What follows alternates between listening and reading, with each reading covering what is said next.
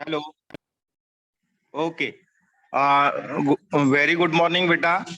आ, आज जो हमारा लेसन है साइंस 2 का पाठ 8वां, उपयुक्त और उपद्रवी सूक्ष्मजीव। सभी ने देखा होगा साइंस 2 में लेसन नंबर 8 है उपयुक्त और उपद्रवी सूक्ष्मजीव। तो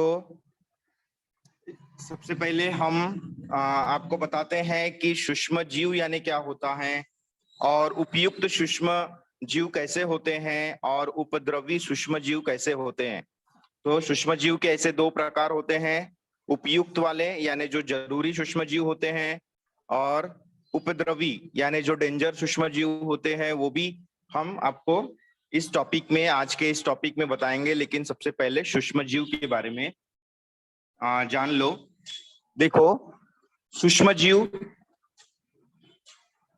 बहुत छोटे छोटे यानी हम बोल सकते हैं कि अति सूक्ष्म कणों जैसे होते हैं। छोटे छोटे जीवों का एक समूह होता है जिसे हम प्रत्यक्ष रूप से नहीं देख पाते, प्रत्यक्ष रूप से हम देख नहीं पाते। उसे देखने के लिए हमको सूक्ष्मदर्शी का उपयोग करना पड़ता है। ये जैसे सूक्ष्मदर्शी है, उसकी सहायता लेनी पड़ती है, तब हम उसको आराम से देख सकते हैं। क्योंकि सूक्ष्म जीव तो हमारे सारे जितने भी हमारे पृथ्वी है, पृथ्वी पर जहां पे भी पदार्थ पाए जाते हैं, जहां पे भी जहां जगह होगी वहां सूक्ष्म जीव पाए जाते हैं। यानी सूक्ष्म जीव का हम ये बोल सकते हैं कि हर जगह में सूक्ष्म जीव पाए जाते हैं, लेकिन हमको वो दिखाई नहीं देते। लेकिन दिखाई न देने के कारण वो हर जगह में हो सकते हैं और सूक्ष्म जीव को हमको देखने के लिए सूक्ष्मदर्शी का उपयोग करना पड़ता है। इस तरह से जीवों का विज्ञान के समूह में जीव कहा जाता है, सूक्ष्म जीव कहा जाता है। यानी सूक्ष्म जीव यहाँ सर्वव्यापी कह सकते हैं, यानी हर जगह होता है तो हम इसको सर्वव्यापी भी कह सकते हैं। अर्थात यहाँ हर जगह पाए जाते हैं। जैसे मिट्टी हो गया, जल हो गया, वायु हो गया, पौधे हो गए, हवा हो गई, मानव शरीर हो गया, या फिर जितने भी जगह हम हमारे घर में, हमारे क्षेत्र में, हमारे एरिया में या हमारे परिसर में या जहां पे भी आप देखो वहां वो सूक्ष्म जीव पाए जाते हैं। यानी यहाँ तक के मानव शरीर में भी हजारों लाखों सूक्ष्म जीव का एक घर है। यानी हमारे शरीर में भी ये सूक्ष्म जीव बड़ी संख्या में उपस्थित रहते हैं। इस तरह से उसके बाद है सूक्ष्म जीव के जगहों पर भी पाए जाते हैं। यानी कई ऐसे उन जगहों पर भी पाए जाते हैं जहां पे जीवन संभव नहीं होता। यानी जीवन संभव नहीं होता, इसका मतलब वो श्वसन कैसे करेंगे? सूक्ष्म जीव तो श्वसन करेंगे ना, तो उनको श्वसन करने के लिए ऑक्सीजन की जरूरत होती है। सभी प्राणियों को या सभी जीवों को जो है श्वसन करने के लिए ऑक्सीजन की जरूरत होती है। लेकिन सूक्ष्म जीव ऐसे हैं जिनको ऑक्सीजन की जरूरत। इन सूक्ष्म जीवों को जीवित रहने के लिए अधिक स्रोतों की आवश्यकता नहीं होती।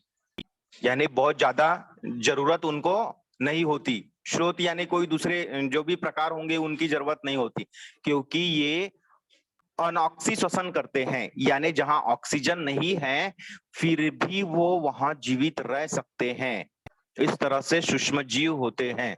तो सूक्ष्म जीव के भी कुछ पार्ट्स या भाग किए गए हैं वैज्ञानिक लोगों ने। तो वहां पे बताया है कवक, जीवाणु, प्रोटोजोआ, शैवाल, ये भी सारे सूक्ष्म जीव के अंतर्गत आते हैं।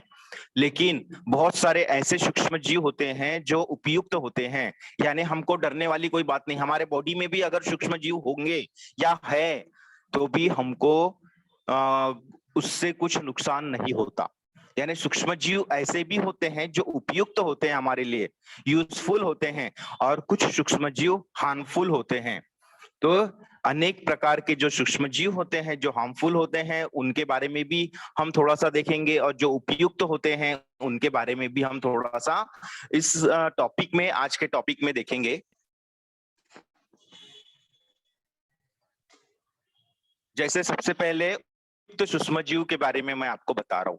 उपयुक्त सूक्ष्म जीव, उपयुक्त सूक्ष्म जीव यानी जैसे दूध को हम अगर दही बनाते हैं, उदाहरण के लिए दूध से अगर दही बनाते हैं तो दही बनाने की जो प्रोसेस हो जाती है तो वो उसमें लैक्टिक अम्ल यानी जब दही बनता है तब वो दही क्या हो जाता है, खट्टापन आ जाता है। आप लोगों ने बहुत बार घरों में भी देखा होगा, हमारे पेरेंट्स या हमारी मम्मी भी करती हैं, दूध अगर ज्यादा बच गया है तो उसको दही में रूपांतर कर लेती है या दही बनाने के लिए एक जगह रख देती है। तो ये कुछ वो प्रोसेस होती है, किण्वन की जो प्रोसेस होती है, उसके बाद वो ऑटोमेटिकली दूध का दही बन जाता है। तो ये जो दूध का दही बनना, ये जो प्रोसेस है, ये एक अम्ल के कारण ये संभव होता है और उसी को हम बोलते हैं लैक्टोबेसिल। आप यहां देख सकते हैं, उसका उदाहरण दिया गया है लैक्टोबेसिलाइन। यानी अगर आप ऐसा करके देख सकते हैं, लैक्टोबेसिलाइन ये जो है उपयुक्त सूक्ष्म जीव है, हमारे शरीर में भी पाए जाते हैं, दूध दही में पाए जाते हैं। इससे हमारे बॉडी को या हमारे जो भी खाद्य पदार्थ हैं उनको कोई प्रॉब्लम नहीं होता। तो अब क्या करेंगे, ये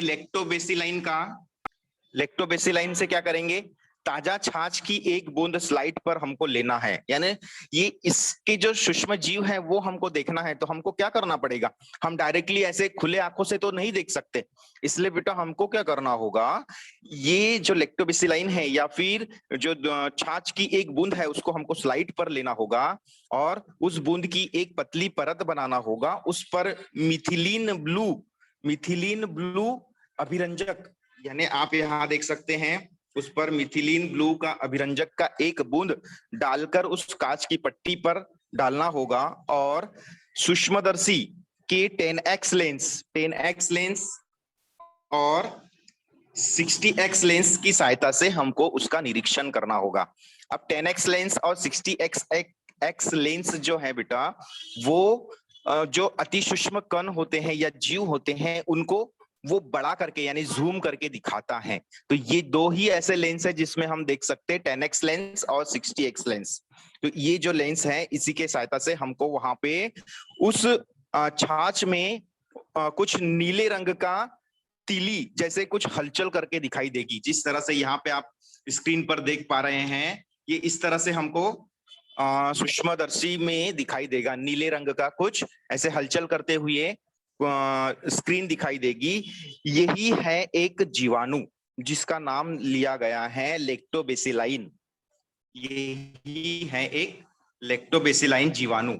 ये आकार, इसका जो आकार है वो आयताकार होता है। आयताकार होना है यानी ये कैसा होगा, आयताकार। जैसे आप यहाँ पे आकृति में भी देख सकते हैं कि उनका जो आकार कैसा होता है, आयताकार होता है। उसके बाद लैक्टोबेसिलाइन जीवाणु है। इसका मतलब होता है अनॉक्सी जीवाणु, यानी उनमें बगैर ऑक्सीजन लिए वो ऊर्जा प्राप्त कर सकते हैं। अब आप लोगों को तो पता है कि जितने भी इस पृथ्वी पर जीव पाए जाते हैं, सजीव पाए जाते हैं, सारे के सारे ऑक्सीजन वाले होते हैं, यानी बिना ऑक्सीजन के वो जीवित नहीं रह सकते।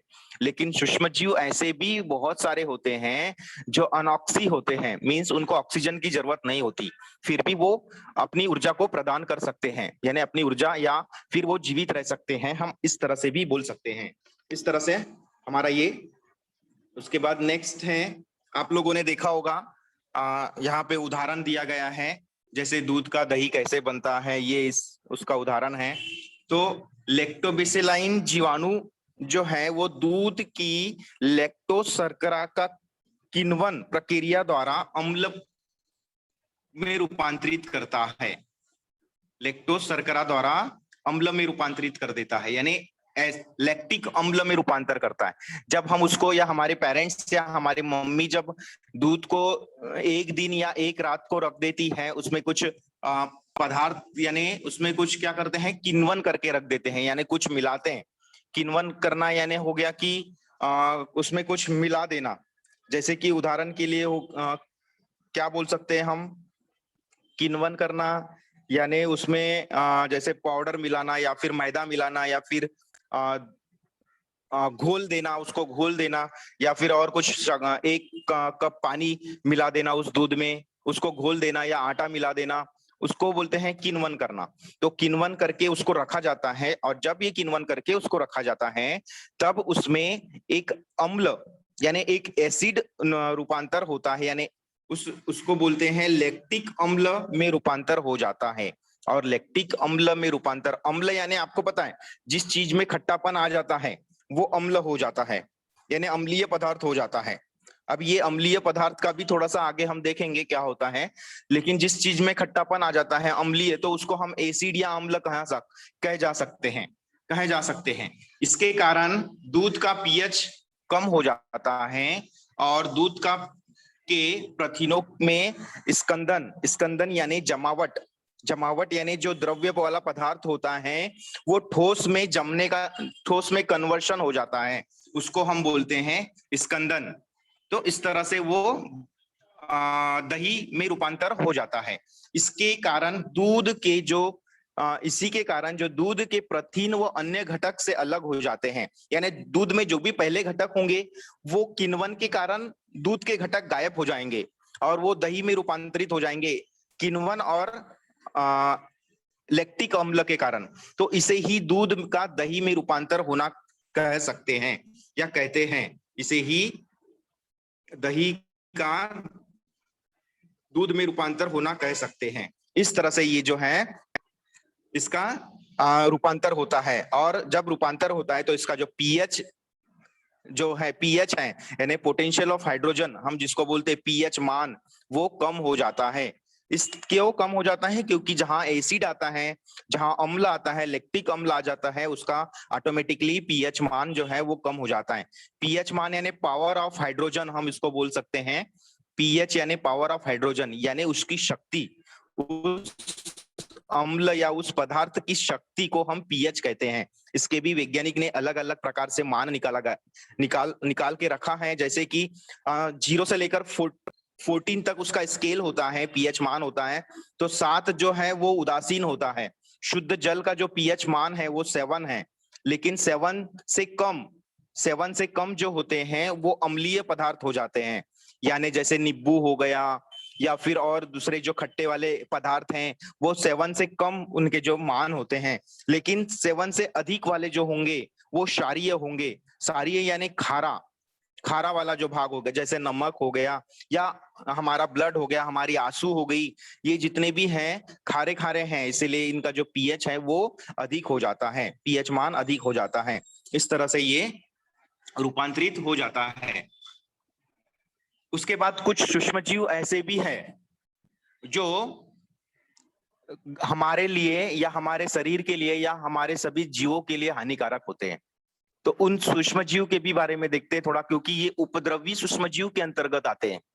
उपद्रवी सूक्ष्मजीव के अंतर्गत आते हैं, इसका मतलब कुछ सूक्ष्मजीव जो होते हैं अनेक प्रकार के हानिकारक होते हैं। आप स्क्रीन पर देख सकते हैं, ये हमारे उपयोग में आने वाले वस्तुएं जैसे भोजन हो गया, कपड़ा हो गया, चमड़ा हो गया, या अधिक बहुत सारे ऐसे जो हमारे उपयोग में वस्तुएं आते हैं उसको खराब कर देते हैं।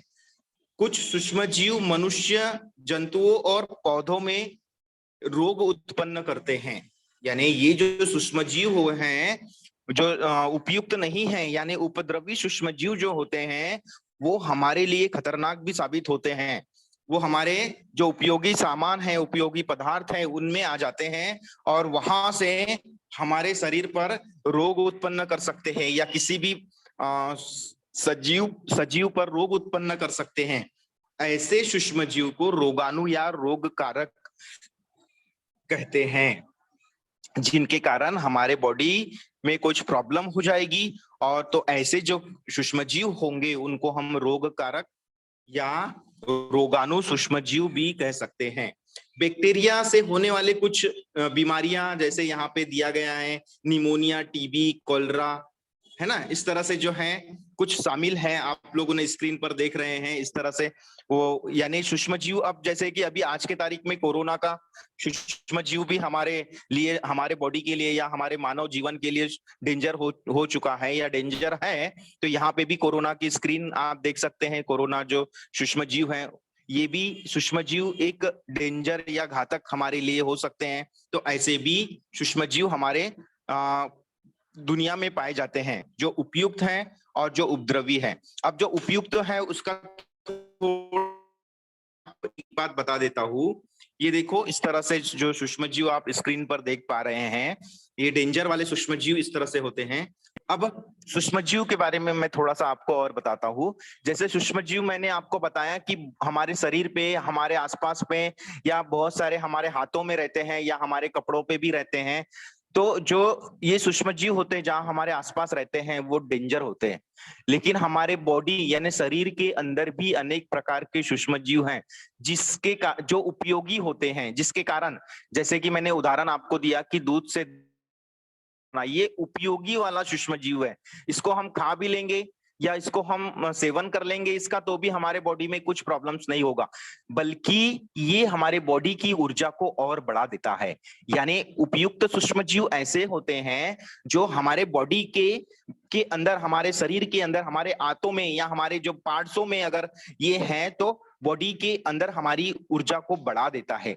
आप लोगों ने बहुत बार ऐसा देखा होगा कि हमारा पेट खराब हो गया है, फिर हम पेट खराब हो गया है तो डॉक्टर के पास जाते हैं, तो डॉक्टर हमको सलाह देते हैं कि बेटा एक गिलास दूध या एक गिलास दही पी लो या दही खा लो, या फिर छाछ पी लो, या फिर ताक पी लो। इस तरह की सलाह हमको देते हैं। उससे क्या होता है, हमारा जो पाचन क्रिया है, यानी हमारे पेट में, हमारे आंत में जो भी सूक्ष्म जीव होते हैं, वो हमारे ये पदार्थों का खाने से वो पाचन क्रिया सही ढंग से हो जाती है और हमारी जो बीमारियां हैं वो गायब हो जाती है। इस तरह से सूक्ष्म जीव का उपयोग अच्छे के लिए भी होता है। यानी हम सिर्फ ऐसा नहीं है कि सूक्ष्म जीव है तो वो जीवाणु होगा या विषाणु होगा या कवक होगा या कुछ और होगा, ये नहीं, या फिर कोरोना वायरस वाला होगा। यानी कुछ ऐसे सूक्ष्म जीव भी हैं जो हमारे बॉडी में बहुत उपयोगी होते हैं, लेकिन कुछ ऐसे भी अपवाद होते हैं जो रियल में खतरनाक होते हैं। उसके बाद का जो टॉपिक है, लेक्टो बेसिलाइन जीवाणु का उपयोग। इस लेक्टोबेसिलाइन जीवाणु का उपयोग हम कहाँ करते हैं वो देखेंगे। यानी दूध, दही में, छाछ में, घी में, पनीर में, श्रीखंड में, जैसे अनेक पदार्थों का किण्वन प्रक्रिया से प्राप्त होते हैं। यानी दूध, दही, छाछ, पनीर, घी, इनमें जो बेसिलाइन का उपयोग करते हैं, जो हमारे खाने योग्य पदार्थ हैं, इसको तो हम खा लेते हैं, तो हमको इनसे खाने से कोई प्रॉब्लम्स नहीं होती। यानी यहाँ के जो सूक्ष्म जीव होंगे वो हमारे लिए फायदेमंद होते हैं। सीडार, कोको, सब्जियां के अचार पदार्थों के बड़े पैमाने पे उत्पादन के लिए भी लैक्टोबेसिलाइन का उपयोग किया जाता है। यानी सब्जियां, कोको, सीडार, इनके उत्पादन के लिए भी लैक्टोबेसिलाइन का उपयोग बड़े पैमाने पर किया जाता है। पाचन संस्थान में कार्य में खराबी आने पर लैक्टोबेसिलाइन और सूक्ष्मजीव के साथ आकर उपचार करते हैं। यानी डॉक्टर लोगों की सलाह के बाद भी हम अपनी पाचन शक्ति को बढ़ाने के लिए इस लैक्टोबेसिलाइन जीवाणु का उपयोग करते हैं। जैसे गाय, भैंस, दी जाने वाली बिनौले के खली, यानी जो गाय और भैंस को जो खली दी जाती है उसमें भी वास्तविक रूप में लैक्टोबेसिलाइन का पदार्थ होता है, जो उनके अन्य पदार्थ होते हैं, यानी उनके खाने योग्य होते हैं। ये भी इसका उपयोग इसलिए भी किया जा सकता है। इस प्रकार से लैक्टोबेसिलाइन का उपयोग अनेक पदार्थ में उपयोग है। इस तरह से है। इसके बाद वाला जो टॉपिक है, राइजोबियम। आप लोगों ने शायद नाम सुना होगा, शायद, राइजोबियम। तो राइजोबियम भी एक जीवाणु है। इस राइजोबियम भी एक प्रकार की जो जीवाणु है, जो ये ज्यादातर वनस्पति में पाए जाते हैं, ज्यादातर वनस्पति में पाए जाते हैं। आप लोग यहाँ देख सकते हैं, मैं स्क्रीन पर, इस तरह से स्क्रीन है राइजोबियम की, आप जो स्क्रीन देख रहे हैं, यानी ये वनस्पति के जड़ों में ज्यादातर पाए जाते हैं। हम जिसको बोलते हैं छोटे छोटे गांठे होती हैं, ये गांठे यानी राइजोबियम है। ये जो राइबोजोबियम है, ये जीवाणु गांठों में पाई जाती है, पेड़ों के रूट में पाई जाती है। आप देख सकते हैं यहाँ पे स्क्रीन पर राइजोबियम जीवाणु का कार्य क्या है, मैं आपको अभी बता देता हूँ कि राइजोबियम जो है वो जड़ में यानी ग्रंथियों में रहती, जड़ में रहती है, ज्यादातर जड़ों की ग्रंथियों में जहां ज्यादातर पाए जाते हैं। ये पेड़ पौधे और पादपों का निर्माण करते हैं, यानी इनके ये जो मेन इसका जो है निर्माण करने का, पेड़ पौधों को निर्माण करते हैं। अगर ये नहीं होंगे तो पेड़ पौधे अपना जो है ऊर्जा प्राप्त नहीं कर पाएंगे, उसके कारण ही पेड़ पौधे का निर्माण करते हैं, उनको शक्तियां प्रदान होती है, इसके कारण इसका उपयोग करते हैं। अब ये क्या करते हैं, वायुमंडलीय में स्वतंत्र होते हैं, यानी वायुमंडल में, हमारे वायुमंडल में अनेक प्रकार की गैस हैं, जैसे हाइड्रोजन गैस हो गई, हाइड्रोजन ऑक्सीजन गैस हमारे वायुमंडल में है, नाइट्रोजन गैस हमारे वायुमंडल में है। हम जो श्वसन करते हैं वो ऑक्सीजन हम श्वसन करते हैं, लेकिन जो पेड़ पौधे श्वसन करते हैं वो ऑक्सीजन छोड़ देते हैं, वो नाइट्रोजन या फिर और अनेक प्रकार की जो गैसेस हैं वो श्वसन करते हैं। तो इनमें क्या होता है, जो गांठें होती है या फिर जो राइजोबियम नामक जीवाणु होते हैं, ये हमारे वातावरण से नाइट्रोजन गैस को अपनी ओर आकर्षित करते हैं या अपनी ओर खींच लेते हैं, यानी वातावरण से नाइट्रोजन गैस का अवशोषित करते हैं, यानी ये क्या करते हैं, नाइट्रोजन गैस को अवशोषित करते हैं और वो स्थिर कर देते हैं। अब ये नाइट्रोजन गैस कहाँ, यानी क्या होता है, जैसे आप स्क्रीन पर देख पा रहे हैं कि ये जो जड़ है, उनकी जो जड़ें हैं, यहाँ पे क्या हुआ, पौधे के विकास के लिए प्रोटीन का संश्लेषण करने के लिए नाइट्रोजन की आवश्यकता होती है, यानी पौधों के विकास के लिए नाइट्रोजन की आवश्यकता होती है। तो ये जो नाइट्रोजन है वो पौधे जो है वो कहां से लेते हैं, कहां से लेंगे बेटा, वो वातावरण से लेते हैं।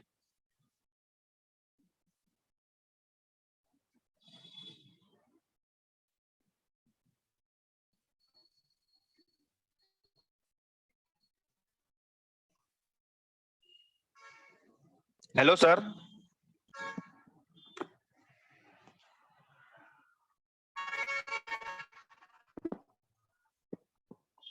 हाँ सर बोलिए। हाँ सर, आवाज आ रही है ना मेरी। तो होते हैं वो ज्यादातर रूट में यानी जड़ों में पाए जाते हैं, तो उनका जो कार्य होता है आप यहाँ स्क्रीन पर देख सकते हैं, उनका जो कार्य है पौधों के विकास के लिए प्रोटीन का संश्लेषण करने के लिए नाइट्रोजन का उपयोग करते हैं, और नाइट्रोजन गैस जो है वो उनको वातावरण से मिलती है, क्योंकि वातावरण में अनेक प्रकार की आणविक गैस उपलब्ध है, ऑक्सीजन, हाइड्रोजन, नाइट्रोजन, ऐसे अनेक प्रकार की वातावरण में जो गैस होती है, लेकिन वहां से सिर्फ नाइट्रोजन की गैस जो है वो गांठें यानी जो राइबोजियम्स राइजोबियम सहजीवाणु होते हैं, ये उन गांठों पर जाकर बैठ जाते हैं या वहां से वातावरण से नाइट्रोजन लेते हैं। तो इस तरह से ये है। उसके बाद राइजोबियम्स का कार्य और महत्व आप स्क्रीन पर देख पा रहे हैं, इसके कार्य और महत्व क्या है, यानी आप लोगों ने बहुत बार ऐसे जो ये देखा होगा, देखो इस तरह से राइबोबियम्स रहते हैं, ये जो है स्क्रीन पर आप देख रहे हैं, ये जो इस तरह से राइबोबियम्स जीवाणु होते हैं। उसके बाद इनके कार्य और महत्व, इनके कार्य में जड़ों पर गांठों में रहने वाले राइजोबियम उस पौधों को नाइट्रेट तथा अमीनो अम्ल की आपूर्ति करते हैं, यानी इनमें जो गांठें होती हैं, उनकी जड़ों में जो गांठें होती हैं, उन गांठों में रहने वाले राइबोबियम्स उन पौधों की नाइट्रेट तथा अमीनो अम्ल की पूर्ति करते हैं और उसके बदले पौधे से कार्बोस पदार्थ के रूप में ऊर्जा प्राप्त करते हैं, यानी उसके बदले में कार्बोस पदार्थ के रूप में ऊर्जा प्राप्त करते हैं। इस प्रकार एक दूसरे को फायदेमंद साबित होने वाले इस संबंध को सहजीवन कहते हैं। सहजीवन यानी एक दूसरे की हेल्प करना, एक दूसरे की मदद करना, यानी ये क्या कर रहे हैं, क्यों मदद, कैसे मदद कर रहे हैं, क्योंकि कार्बोस पदार्थ से ऊर्जा उनको प्राप्त हो रही है और ये अमीनो अम्ल की सहायता से ही वो एक दूसरे की मदद कर लेते हैं, इसलिए इनको हम बोल सकते हैं कि सहजीवन कहते हैं। राइजोबियम हवा की नाइट्रोजन से नाइट्रोजन के यौगिक बनाते हैं, यानी हवा में से नाइट्रोजन ले लेते हैं और उसी के यौगिक बनाते हैं, उसी को जमा करके रखते हैं, नाइट्रोजन को अपने पास जमा करके रखते हैं। और परंतु नाइट्रोजन के स्थिरीकरण के कारण उन्हें मटर, सोयाबीन, सेम की फली तथा दलहनों वाले जो भी वनस्पतियां होंगे उसके होस्ट के रूप में आवश्यकता होती है। और राइजोबियम्स के बनाकर दिए गए नाइट्रोजन युक्त यौगिकों के कारण दालें व दलहन पदार्थों का अच्छा स्रोत साबित होते हैं। यानी ये क्या करेंगे, ये नाइट्रोजन से ही नाइट्रोजन का ग्रुप बना लेते हैं और ये सारे के सारे जो है अपने आप में होस्ट करते हैं। होस्ट यानी बेटा की प्रेजेंट करना, या आप बोल सकते हैं कि वो अपने आप में शक्तिशाली बनना, इस तरह से वो ऑटोमेटिकली कर लेते हैं। ये इनका राइबोजियम्स जो है, बीएम्स जो है, ये अपना कार्य इस तरह से करते हैं। उसके बाद में ये फसलों में भी बहुत उपयोग में आते हैं। जैसे आप यहाँ पे देख सकते हैं आकृति में, ग्रंथियों में जीवाणु नाइट्रोजन को एक तरह से स्थिर करते हैं। यानी ये नाइट्रोजन इस आकृति में मिट्टी से बोलो या फिर ये यहाँ पे जो है ये मिट्टी से बोलो या फिर हवा से, वातावरण से बोलो, कि ये जो जीवाणु को है अपनी ओर एक जगह जमा करके रख देते हैं कि उनके पौधे उनका उपयोग करके बदले हुए उन्हें कार्बोहाइड्रेट्स प्रदान करते हैं। और फिर क्या करते हैं, ये इधर से उधर सारे जगह में चले जाते हैं और फिर वो जो पेड़ है या पौधा है उसको कार्बोहाइड्रेट्स प्रदान कर देते हैं। इस तरह से भी इनका राइजोबियम का उपयोग और महत्व है। और ये भी आप लोगों ने देखा होगा कि फसल जो होती है, खेती किसानी जो होती है, उसमें भी क्या करते हैं, ये जो राइबोजियम्स जीवाणु हैं ये बहुत उपयोगी होते हैं। जैसे कि कोई किसान एक खेती कर रहा है तो उस 6 महीने के बाद उस किसान को वो फसल को काटना पड़ता है। तो काटते हैं, जड़ से नहीं काटा जाता है, जड़ के थोड़ा ऊपरी भाग से काटा जाता है। तो आप लोगों ने खेत में कभी देखा होगा तो वहां छोटे छोटे ऐसे दूसरे वनस्पति लगे होते हैं जिनकी फसल कट गई होती है, तो छोटे छोटे वनस्पति लगे होते हैं, तो उनके भी गांठों में ये राइबोबियम्स जीवाणु पाए जाते हैं। तो वो जो राइबोबियम्स जीवाणु होते हैं वो नेक्स्ट वाली जो फसल लगाते हैं उनके लिए वो बहुत उपयोगी होंगे, क्योंकि उनमें जो है खत कम मात्रा में, सेकेंड टाइम जब लगाएंगे तो खत कम मात्रा में उनके लिए उपयोग करना होगा, क्योंकि ऑलरेडी वहां पे वो राइबोबियम्स जीवाणु जो होंगे वो ऑलरेडी वहां प्रेजेंट होंगे, उस खेत में, उस खलियान में ऑलरेडी पहले से होंगे, क्योंकि ये वनस्पति की गांठों में उपस्थित रहते हैं। इसीलिए क्या होगा, उस सेकेंड टाइम जब भी वो किसान खेती करेगा या बुआई करेगा तब उसको जो भी मेडिसिन होती है, जो भी दवाइयां होती है, वो उसको कम लगेंगे, क्योंकि ऑलरेडी राइबोबियम्स जो है जीवाणु वो वनस्पति के, यानी जो वहां बचे हुए हैं उस वनस्पति के गांठों में पाए जाते हैं, वो भी रक्षा करते हैं। इस तरह से हमको वो फायदा है। राइबोबियम्स जीवाणु फसल, इसके बाद राइबोबियम्स जीवाणु फसल विशिष्ट होता है, अतः पैकेट पर, यानी इसकी एक राइबोबियम जीवाणु के एक पैकेट भी आता है, मार्केट में मिलता है, जैसे किसान लोग या फिर पाउडर जैसे इसका बनाते हैं, या फिर मार्केट में मिल जाता है जिसका उपयोग खेती में किया जाता है। तो ये जैव उर्वरक को धूप या गर्मी से दूर रखना चाहिए, क्योंकि ये जो दवाइयां हैं या मेडिसिन है, ये दूसरे, अगर उसका जितना अगर पैकेट में नंबर लिखा हुआ है, डेट दिया हुआ है, तो उसके अंदर ही उसका उपयोग करना चाहिए, नहीं तो उसके बाद वो एक्सपायर डेट हो जाता है, तो उसका उपयोग फिर किसान नहीं कर सकता, अगर उपयोग करेगा तो भी उसका फायदा नहीं मिलेगा।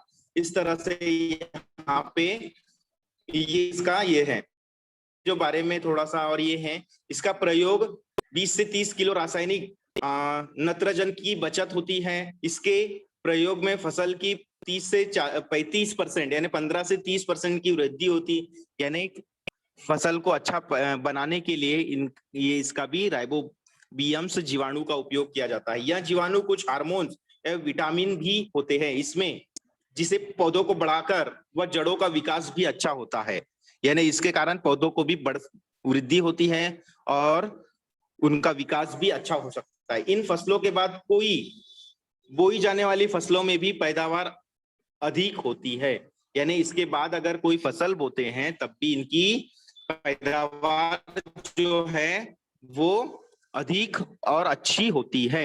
इस तरह से ये आपका है। जैसे कि आप लोगों ने देखा होगा आजकल बुआई के पहले से ही बीजों को राइजोबियम युक्त द्रव्य या पाउडर लगाया जाता है, यानी बुआई के बाद यहाँ राइजोबियम जीवाणु जैसे पौधे में प्रवेश करते हैं। इस पद्धति को राइजोबियम टीकाकरण भी कहते हैं। जैसे कि हम लोग बच्चों का टीकाकरण करते हैं, बच्चों को समय समय पर बीमारी ना हो इसलिए ये जो है टीकाकरण बहुत जरूरी होता है। अभी भी पल्स पोलियो का डोज लेते हैं, पल्स का डोज लेते हैं, यानी बहुत ऐसे प्रकार के जो है टीकाकरण हमको लगाना पड़ता है या बच्चों को लगाना पड़ता है। तो उस ऐसे ही टीकाकरण जो है खेती किसानी या फिर फसलें उगाने के लिए भी समय समय पर टीकाकरण करना पड़ता है। तो ये भी राइजोबियम्स जो है इसकी भी समय समय पर टीकाकरण करना जरूरी होता है, जिसके कारण जो हमारी खेती है वो बहुत फसल अच्छी पैदा हो, इसलिए इसका उपयोग किया जाता है। यह प्रयोग दलहन के साथ साथ तृणधान्य और अन्य फसलों को भी नाइट्रोजन की आपूर्ति करने हेतु उपयुक्त होता है।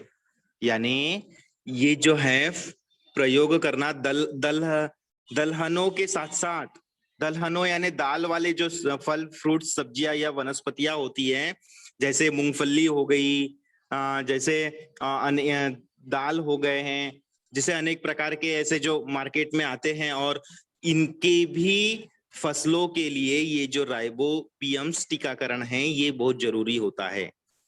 ओके बेटा, तो आज का जो पाठ है अपना, आज का जो लेसन है वो यही एंड होता है। किसी भी बच्चों को अगर कुछ प्रॉब्लम्स होगी तो आप पूछ सकते हो।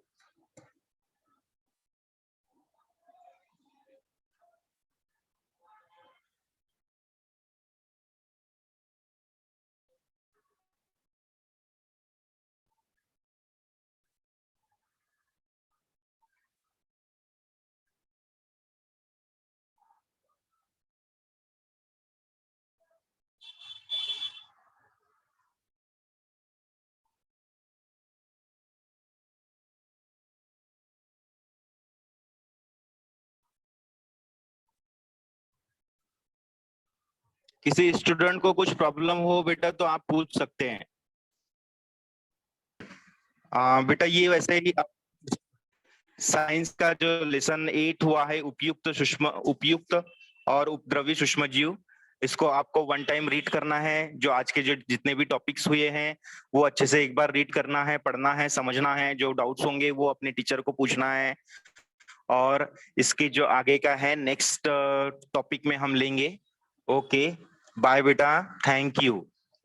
माहिम स्कूल से हम दिनेश सर बोल रहे हैं। अगर कुछ भी डाउट्स होगा नेक्स्ट हम ओके बेटा।